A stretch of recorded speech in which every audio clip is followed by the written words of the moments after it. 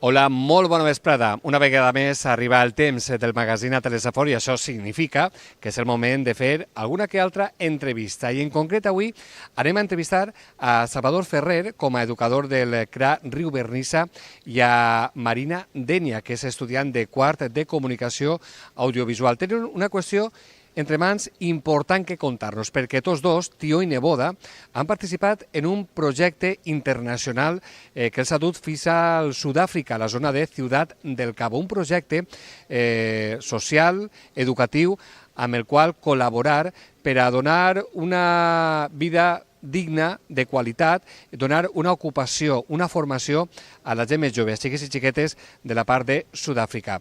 Ens ho conten de seguida.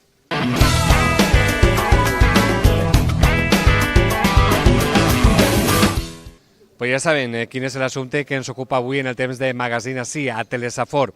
Anem a parlar d'aquest projecte educatiu, social, en el qual poden beneficiar-se moltes persones de col·lectius socials que ho necessiten. En concret, este projecte ha dut a dues persones que estan amb nosaltres fins a la zona de Sud-àfrica de Ciutat del Cabo. Ja els presente. Amb nosaltres, ella és Marina Denia, que és estudiant de comunicació audiovisual. Marina, molt bona vesprada. Bona vesprada.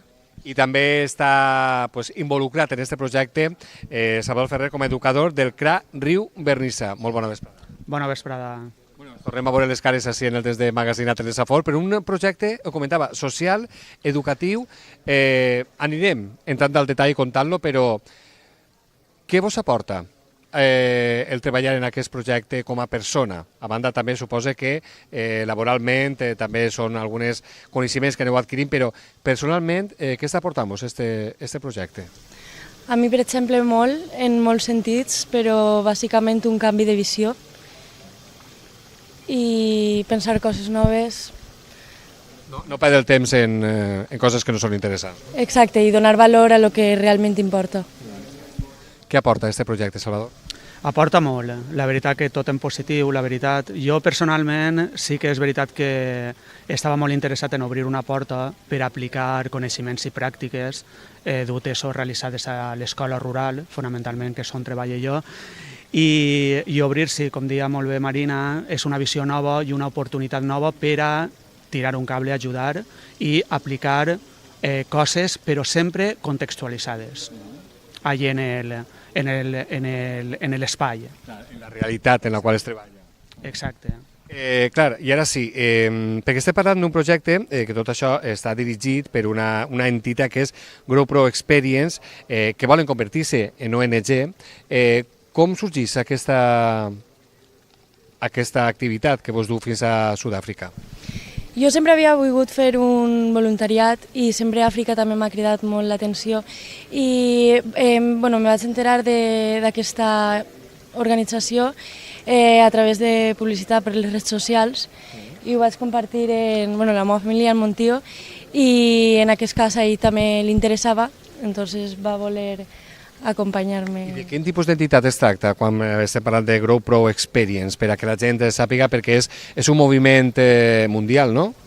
Sí, aquesta organització s'encarrega bàsicament de donar oportunitats als estudiants en altres països, fora d'Europa, bàsicament, i ara han creat aquest projecte en el que es basa no sols de donar oportunitats als estudiants, sinó ja més d'un projecte de voluntariat en el que poden prendre part. I suposa que el tio en veure que la neboda li planteja aquest repte de cap, no?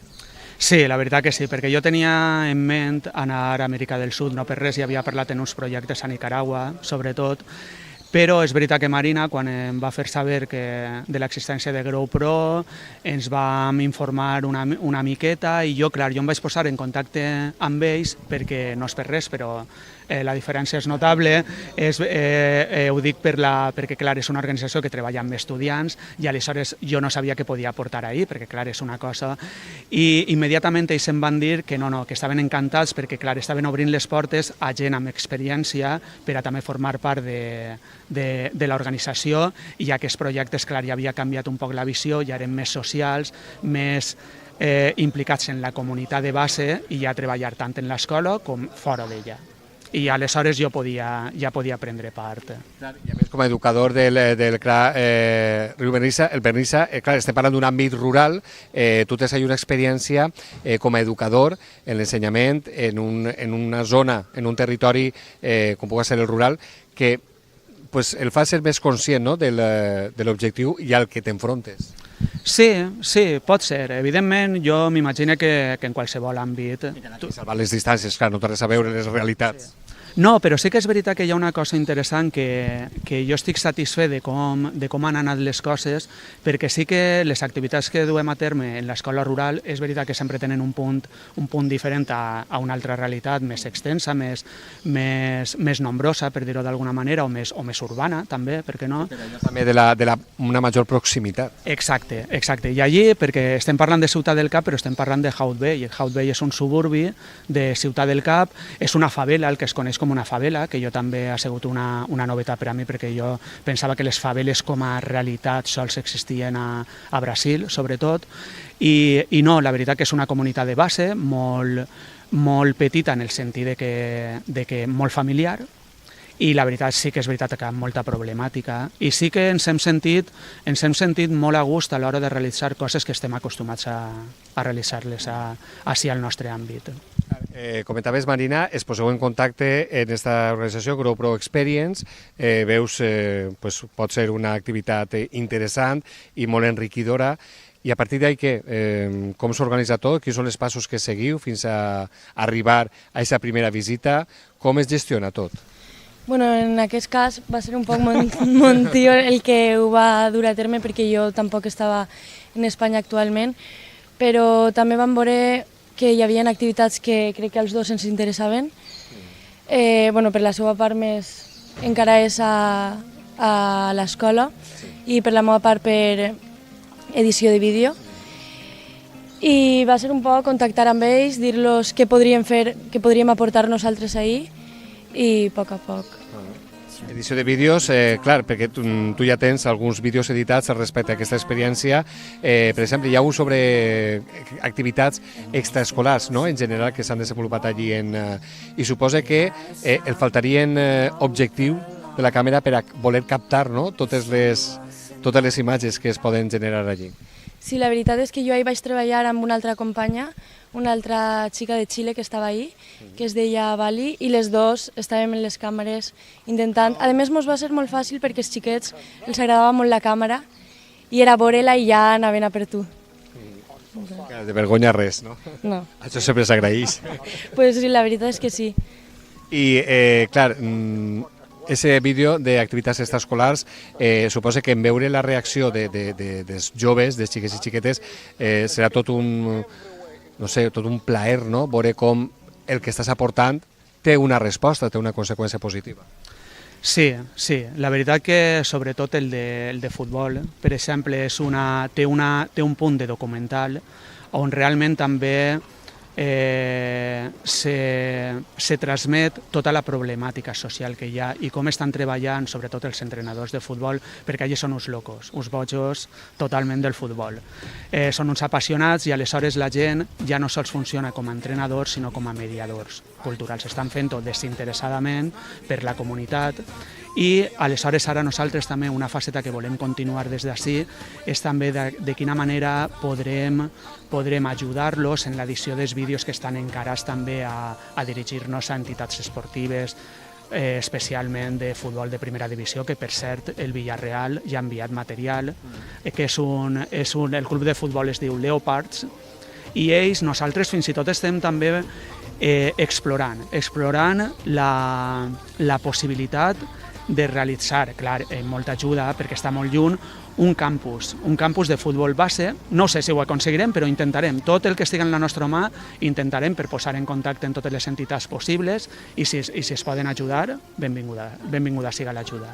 Vosaltres, ja després, una vegada ja fet totes aquestes gestions, passar a formar part d'aquest projecte, quan feu, perquè va ser a principis d'estiu, vau fer el primer viatge allí a la zona de Sud-àfrica? Sí, va ser a la segona quincena. Sí, la segona quincena de juliol, i vam estar 2 setmanes allí, 2 setmanes que a mi personalment se me van fer curtes, jo ja volia quedar-me, I com va estar aquesta experiència en l'arribar? Clar, perquè tu, en el teu cas, per a l'edició de vídeos, primer la gravació, ja porteu un guió fet, però clar, us suposa que allí primer veieu, tantegeu el terreny i a partir d'ahir ja vos sorgís la idea, ja feu un guió, aneu gravant, tot això, una vegada ja esteu allí, no? Perquè no podeu anar ja en el guió fet o en la idea ja prevista sense conèixer la realitat, no? Com es fa aquest... Exacte, nosaltres sabíem que sí que podíem fer edició de vídeo, però realment és un projecte que s'està creant ara, entonces volíem esperar-nos, estar ahí i veure com estava la situació. Sí que per part dels organitzadors es van preocupar molt en que jo personalment poguera fer aquesta activitat i una vegada vam estar ahí, ells també ens van deixar camp lliure, a fer realment el que nosaltres volíem, a proposar una nova idea i nosaltres vam pensar en fer un vídeo sobre el projecte d'activitats extraescolars també per a usar-lo com a publicitat per a ells, pels mateixos xiques del col·legi, perquè s'animaren a anar i al final ahir va anar desenvolupant la idea i inclús quan vam començar els va agradar com estaven treballant i ens van dir si vos vegueu amb ànims i voleu fer el projecte de futbol que els entrenadors els havien dit, els havien proposat la possibilitat de que nosaltres també el fèrem i ja hi va començar. I va eixir el vídeo de futbol també? Sí, van eixir els dos, Suposo. I tu has dit, van ser 2 setmanes, has dit que se te va fer curt, que ja t'havies quedat allí. Clar, això diu molt, no? De tu com a persona, també de les ganes d'aprendre, perquè suposo que això t'haurà portat, te dèiem al principi, què t'ha portat com a persona, però també perquè tu en quin curs estàs en comunicació audiovisual? En quart. Clar, ja estàs en la recta final. Clar, suposo que això ha sigut tota una experiència un poc de cara al teu futur professional, que no és que no s'oblide, sinó que t'acompanya per a la resta de la teva vida. Exacte, és que és això, no sols és l'experiència en si, que jo, encara que potser no haguera hagut la possibilitat de fer edició de vídeo, també haguera estat interessada, sinó és la possibilitat de fer-ho, juntar algo que m'agrada i que a la vegada puc aprendre d'això, i també aprendre de l'altra xica que treballava amb mi i en general de l'experiència amb els xiquets, de gravar-los, d'editar-los i de les ganes de veure ja el projecte final. Salvador, suposa que aquestes 2 setmanes que vareu estar en juny, m'heu dit, va ser, o juliol, aquestes 2 setmanes és temps suficient per a ser conscient realment de la realitat que viuen allí, de les necessitats que estan patint, sobretot la població de més curta edat. És suficient 2 setmanes? Home, la resposta no és fàcil, no és fàcil. En principi, sí, per què no? Però també és veritat que sempre les respostes... Però és que el temps també és molt relatiu. I de vegades tu potser pots estar tot l'estiu o pots estar mesos funcionant en un projecte, però com ja t'he dit que nosaltres també continuem, la veritat que sí que som plenament conscients de la realitat allí. Evidentment, cada vegada ho som més perquè és que tot això també t'aporta, és que continua aportant.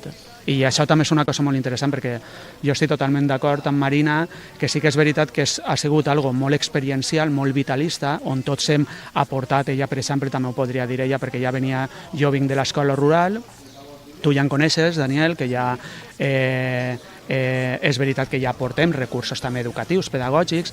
Ella estava d'Erasmus en Atenes a Grècia, que ho pot contar ella, en Jafra Foundation treballant amb refugiats, i ho comenta per això que ja ho podria comentar, perquè tot aquest bagatge és el que suma molt, i evidentment després retorna, perquè és que nosaltres també anem allà a aprendre molt, és que això també la gent ho hauríem de tindre tot molt clar perquè sempre si vas també en la idea de jo vinc així a donar alguna cosa, no és que no siga vàlid, però és que sempre reps molt més i aprens molt més del que tu pugues. Això la gent hauria de ser molt conscient i per a disfrutar i per a aprofitar les experiències. És un feedback, és una aportació en doble direcció. Clar, el que diu ton tio, Maria, jo anava a preguntar-te perquè quan comentàvem aquestes primeres gestions, tu m'has dit, bueno, jo com estava fora d'Espanya, dic que esta xiqueta sabia on estava i què estava fent pel món. Ja us ho ha dit ton tio i anava a preguntar-te a més si havia estat la teva primera experiència en aquest àmbit solidari d'aportació qüestió de cooperació, per dir-ho d'alguna manera, i ja vist que no, tu ja has estat involucrada en altres iniciatives solidàries de cooperació. Sí, jo vaig estar, els 5 mesos que vaig estar en Grècia, vaig estar en aquesta fundació, en la que també vaig fer un projecte de cine. En la mateixa fundació que estem parlant? No, en la de Grècia, en la que ha comentat mon tio. Sí, i ahir sí que també era de cine, i també va ser un poc... Em van deixar marxar. Estava un altre xic treballant també de Barcelona i ens van dir feu una classe de classes per a... Un taller. Exacte, un taller per a alumnes eren molt variats. Ja no era tan xiquets com en Àfrica, però adolescents, i va ser una experiència perquè van fer curts, van fer documentals, van fer... I són 5 mesos, has dit? Sí, 5 mesos. 5 mesos ja dona, i damunt si el donen via lliure, que clar, jo estic sorprès perquè també en aquest cas, m'has dit en Sud-àfrica, van dir via lliure, en Grècia via lliure, això és perfecte. És que clar, és un poc el que quan vas a una organització d'aquestes, moltes vegades és tu el que vulguis aportar. Sí. I després, si agrada, continua. Però ahir sí que tens que buscar un poc tu el que vols i el que vols aconseguir. I ara, en aquest cas, en tot aquest últim projecte, que vos ha dut 2 setmanes, en juliol a Sud-àfrica, a la zona de Ciudad del Cabo, ara per on continueu? Dic que la idea és continuar un poc aquest lligam, aquest treball, i arribar a fer un camp de futbol, perquè és un poc aquesta activitat que atrau als joves i és una excusa perfecta per atraure-los de possibles vies que no són les més perfectes per a qualsevol persona. I, és a dir, continueu, no? Està prevista nous viatges allí o no se sap encara per on aniran aquesta col·laboració? Això seria ideal, tornar, no ho sabem perquè també hem de ser conscients que és difícil. Però sí que és veritat que nosaltres la continuïtat està assegurada perquè ara el que se vol en assentar, quan s'assenta ja una mica més el projecte, el que nosaltres podem fer és canalitzar molta ajuda des d'ací. Sempre tota pedra fa paret, o sigui, nosaltres no és que anem a aportar ni anem a ser pioners en això perquè és l'organització la que portarà sempre el pes, però es pretén fer crowdfundings, es pretén fer una web, el projecte ja es convertirà en una ONG, el Meraki Vell, i aleshores nosaltres jo crec que podrem ajudar de moltes maneres. Quines? Des que hem vingut estem pensant en elles, i ja en tenim moltes, i després el que ja t'he dit, tota aportació benvinguda siga i aniran concretant-se les coses.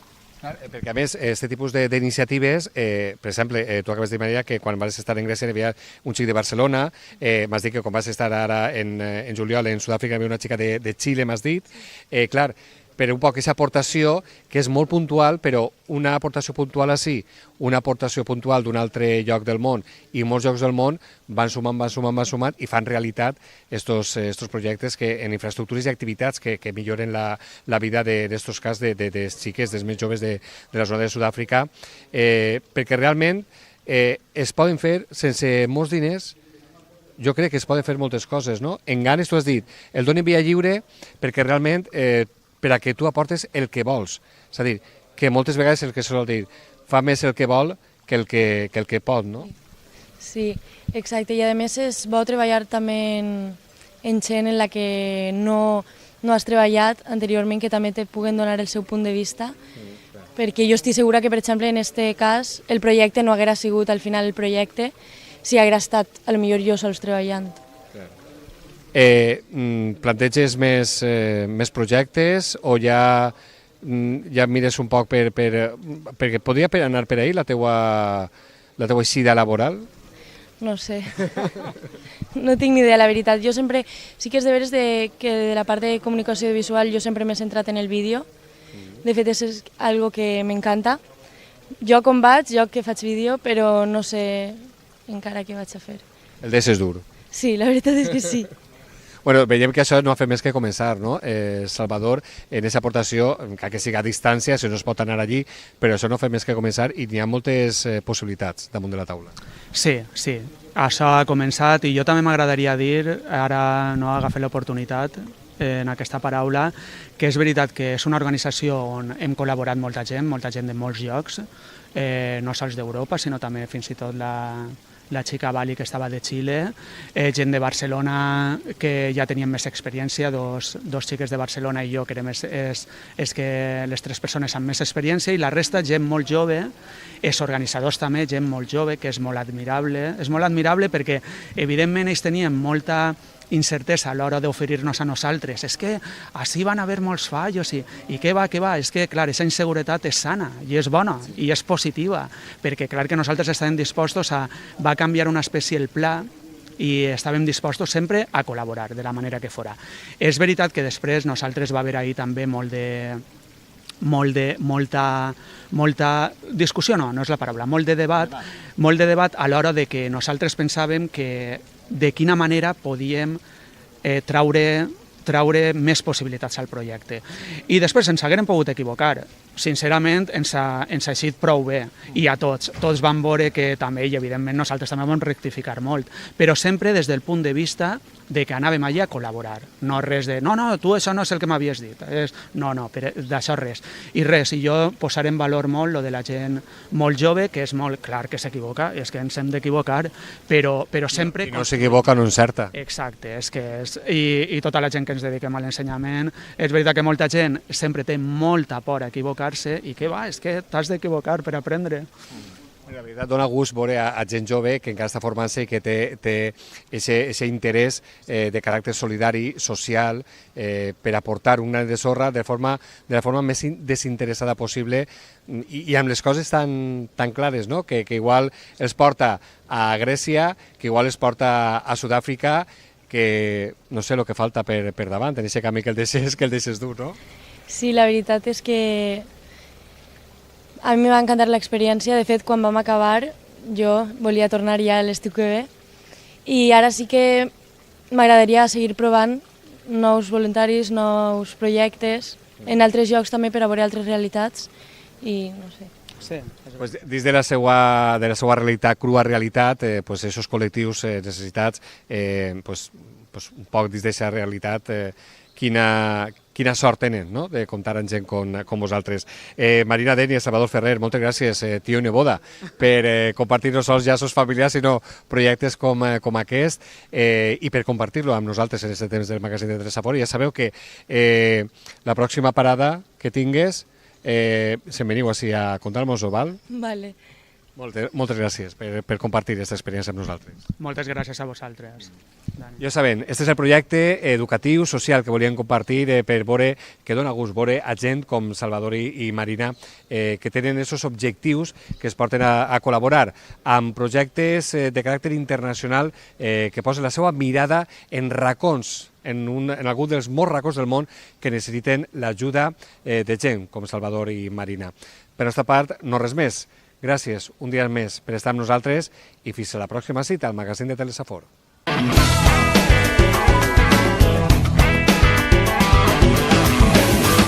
Com ja sabeu, la Barraca Fallera porta vestint falleres i fallers des de 1970. La seva llarga trajectòria ha fet que any darrere any siguin més els que decideixen acostar-se al seu local del carrer Sant Francesc de Borja 65 de Gandia i deixar en les seues mans la indumentària regional que lluiran durant les falles i festes populars, sabent que en tot moment el seu equip s'encarregarà de cuidar tot tipus de detalls i personalitzar la seva indumentària dins del rigor històric que correspon. Aquesta forma d'actuar ha portat al fet que la Barraca Fallera reba en 2018 el guardó del certificat SICTED de qualitat turística en destinació. En els seus 250 metres quadrats d'exposició podràs trobar una àmplia gamma de teles de raió, seda i fins i tot un apartat de teixits exclusius de la seva col·lecció privada. A més, podràs trobar de cap a peus tots els complements necessaris per al teu vestit de fallera i faller. Avui, la Barraca Fallera ens porta totes les novetats en colorits i teixits, destacant entre les sedes els colors intensos i foscos, on continuen colors com el verd primavera, el borgonya o el petroli, però on també destaquen fortament novetats com el coure, el paladí, el roig gerani, el lagon i el madreselva. Respecte a raions, la diversitat de tons aquesta temporada és més compensada entre tons foscos i clars, seguint colors com el brillant, el celta, el vilafranca, el lorca, el petxe o el robí, i destaquen novetats com l'acer, l'oasis, el lambro, el bahia i el taurit. En relació als dissenys de les confeccions, a la barraca fallera destaquem en les dones i xiquetes les confeccions del segle XVIII, on predominen els cossos ajustats amb ares i on, a més de fer-se tipons del segle XVIII, igual que la tela de la falda, també són moltes les que decideixen realitzar-lo en teixits llisos o amb algun tipus de gravat al to del fons de la falda o d'alguna flor d'aquesta. Per això, la barraca fallera ens presenta una gran varietat de colorit amb diferents possibilitats de gravats. Cal destacar que a poc són més les dones que també van decantant-se per recuperar els tradicionals tipons de màniga llarga negres com a fons d'armari, que a més de ser elegants, estilitzen i permet donar-li molta més funcionalitat al poder combinar amb qualsevol tipus de falda. A més, si portes mantellina blanca, sempre tindràs més real sobre el fons fosc. Per aquest tipus de tipons destaquen els rasos, els brocats i els velluts llaurats amb motius florals. En el cas dels homes i xiquets, el vestit de torrentí seguit sent, per norma general, el més utilitzat, ja que és ric en varietat de teixits, colors i acabats, i on cada vegada més són els que trien per als seus xupetins dibuixos xicotets i confecció de xupetins creuats, apostant també per les xaquetes i complements, com el tradicional mocador de capsiga de seda o cotó, i el barret, destacant models com la rodina valenciana, el mig formatge o la montera, ja que tant el barret com el mocador eren una peça fonamental de la indumentària masculina de l'època.